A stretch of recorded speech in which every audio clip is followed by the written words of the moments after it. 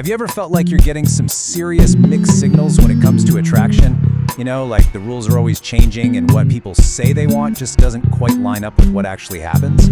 Well, you're definitely not alone. Today, we're diving deep into the unspoken rules of attraction, the psychological triggers, and the hidden dynamics that are always working just beneath the surface.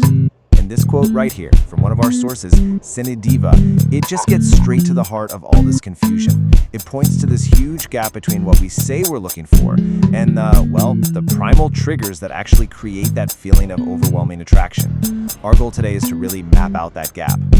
So, let's kick things off with part one, the unspoken language of desire. We're going to try and decode some of that primal psychology that most of the time works completely outside of our conscious awareness. You see, attraction often speaks a language that's way older than words. It's not just about what you say. It's communicated through this intense focus, a decisive touch, and a certain edge of unpredictability. These are what we can call primal triggers. They're nonverbal signals that communicate raw desire and control in a way that just completely bypasses our logical minds. And this brings us to a really fascinating psychological tactic that one source calls safe exhibitionism. It's kind of like finding a loophole in social rules. It's all about using things like revealing clothing to send these powerful signals of availability, but all while having plausible deniability. You get that psychological kick of being seen without explicitly breaking any rules. It's a gray area. But here's the thing. These primal signals, they don't just happen in a bubble.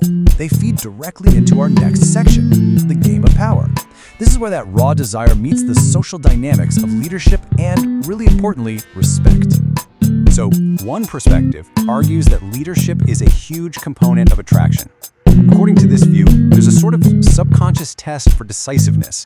So when one partner is constantly deferring on decisions, always asking, what do you want to do for everything, it can actually force the other person into a leadership role, what some call mother mode, where they suddenly feel responsible. And that shift, it can cause attraction to just fade over time. And really, this whole perspective boils down to one core belief, that respect is the absolute bedrock of attraction. So from this viewpoint, a failure to lead or to hold boundaries isn't just some minor issue, it's something that can fundamentally dismantle the desire in a relationship. But let's be real, none of these tactics exist in a vacuum, right? They're all playing out against the backdrop of our incredibly complex modern world. And that brings us to part three, the crisis of modern love.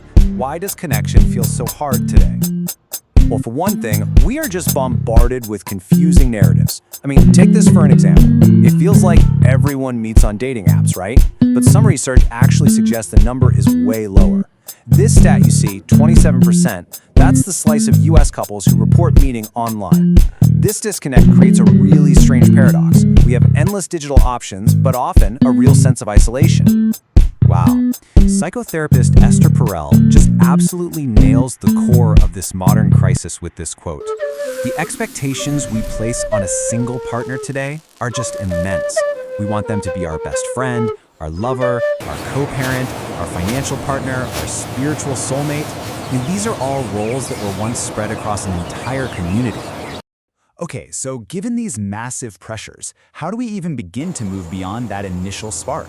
Well, part 4 explores the art of connection, the skills you need to build real, lasting intimacy.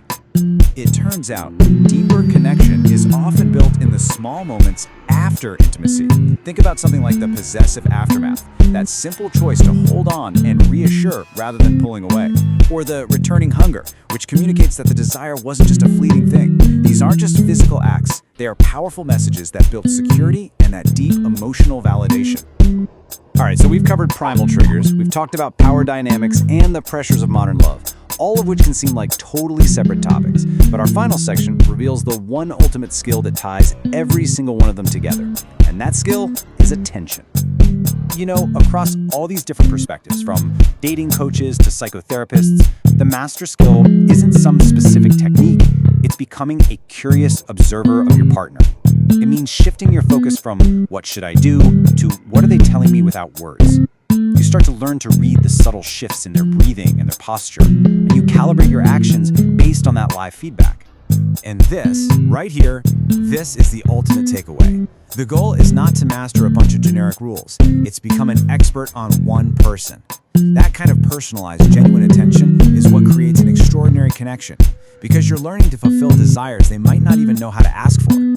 Which really just leaves us with a final thought to mull over. In this world that's just saturated with rules and scripts and endless advice, maybe the secret to navigating modern love isn't about finding the one right answer. Maybe it's about simply learning to ask the right questions of the person who's sitting right there in front of you.